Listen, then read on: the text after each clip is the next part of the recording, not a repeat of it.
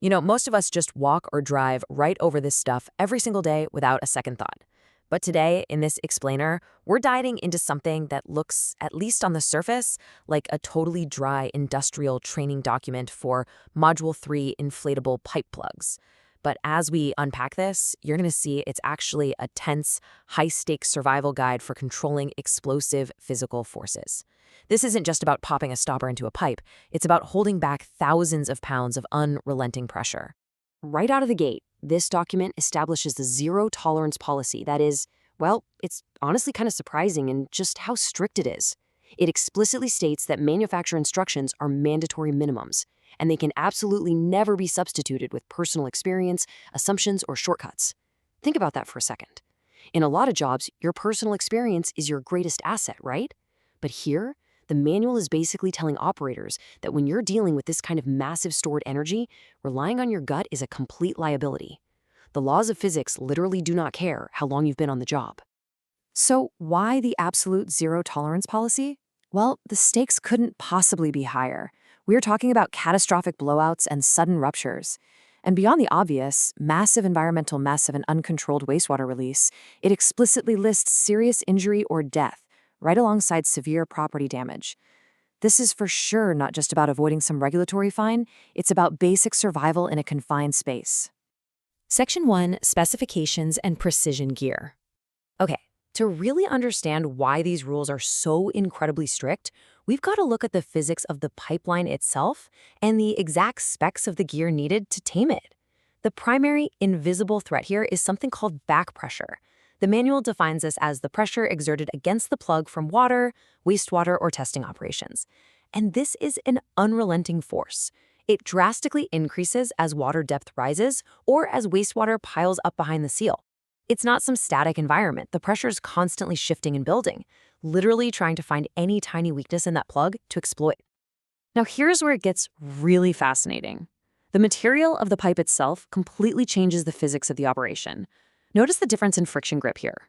Smooth materials, like PVC or HDP, offer a vastly different physical grip than rougher materials like concrete or ductile iron. Because a smooth pipe provides way less natural traction for the rubber plug, some manufacturers actually require reduced pressure ratings for those specific materials. You have to know exactly what you are plugging into because those friction dynamics directly impact the equipment's ability to hold back the abyss. I never really realized how much engineering goes into just blocking a pipe. But to counter these intense, invisible forces, workers have to deploy a highly specific loadout of precision gear. And the manual emphasizes there is absolutely zero room for guesswork here. Guessing the pipe diameter? Completely prohibited. You have to measure it exactly. Using whatever random pressure gauge is lying around the truck? No way. The gauge must be accurately zeroed, clearly marked, and formally calibrated.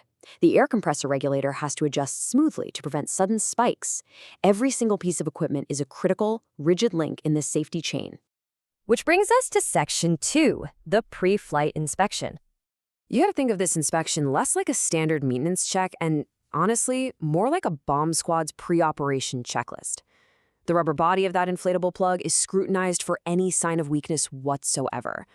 Operators are checking for cuts, cracks, bulges, blisters, dry rot, abrasion, chemical damage, even UV deterioration from just being left out in the sun. If they find any damage, even just a minor blister or a tiny patch of dry rot, the manual mandates the equipment be yanked from service immediately. Under maximum back pressure, a tiny surface abrasion can instantly become the exact focal point of a massive, explosive rupture. And this right here shows just how tight that safety net has to be. The integrity of the entire inflation system is just as critical as the plug itself. An undetected kink in an air hose, a loose fitting, or even a slightly damaged thread on the inflation valve could be the exact point of failure under extreme pressure. Actually, if the regulator doesn't adjust smoothly, you could accidentally overinflate and burst the whole thing. Every single component must be totally flawless before the job can even start. All right, Section 3, the installation procedure. So the gear is flawless, the pipe is meticulously cleared of any debris that could mess with the seal, and now this high-stakes installation begins. It follows a strict, non-negotiable sequence. Phase 1 starts with the paperwork, verifying the confined space permit and the hazard analysis. When it comes to positioning, the plug must be inserted fully and squarely inside the pipe. The manual explicitly warns you to never install a plug partially outside the pipe opening, because if it inflates unevenly without the pipe wall to contain it, you are looking at a major blowout risk. As gradual inflation begins, the rules get even tighter. The manual mandates a strict two-man rule. A second qualified employee must independently verify the pressure before anyone signs off on it. Simultaneously, they have to establish a strict exclusion zone. No one is allowed anywhere near the projected path of a blowout. During this volatile inflation phase, operators have to remain incredibly vigilant, constantly monitoring that exclusion zone. But it brings up a really critical question. In such a highly controlled environment, what specifically tells an operator that it's time to abort the mission immediately? Well, the answer is that the tolerance for error is absolutely zero. Literally, zero. The manual clearly states, stop work immediately if the plug shifts, even slightly, if the pressure rises unexpectedly, or if air leaks develop. If the pipe itself shifts, you stop. Any abnormal condition requires an immediate halt to operations and a call to a supervisor. You do not wait to see if it fixes itself, you shut it down. Section 4. Deflation and Lessons Learned. Now you might think, hey, the maintenance work is done, the danger's over, right? Nope. Diffusing this system requires just as much immense precision. The deflation process has to be painstakingly slow and methodical, with all personnel completely evacuated. Why? Because the manual explicitly warns that a rapid deflation could cause that heavy, partially pressurized plug to violently and unpredictably thrash around. You have to verify complete deflation before you even think about trying to extract it. Toward the end of the manual, these rigid rules are anchored in a pretty sobering reality. They actually cite a recent incident as the whole reason for this training, brilliantly illustrating that complacency is deadly. Even highly experienced workers are at extreme risk. Independent verification is not just a suggestion, and jumping into a confined space before full verification is a gamble you will eventually lose against the laws of physics. So what this manual brilliantly illustrates is that a strong workplace safety culture is definitely not just a bunch of bureaucratic red tape. When you're dealing with massive back pressure, those checklists and mandatory rules are the literal physical barrier holding back devastating, uncontrolled forces. It really leaves us with a profound respect for municipal workers, doesn't it?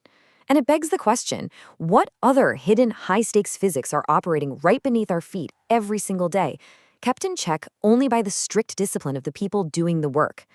Something to think about next time you walk past a work site. Thanks for joining me on this explainer, and keep your curiosity calibrated.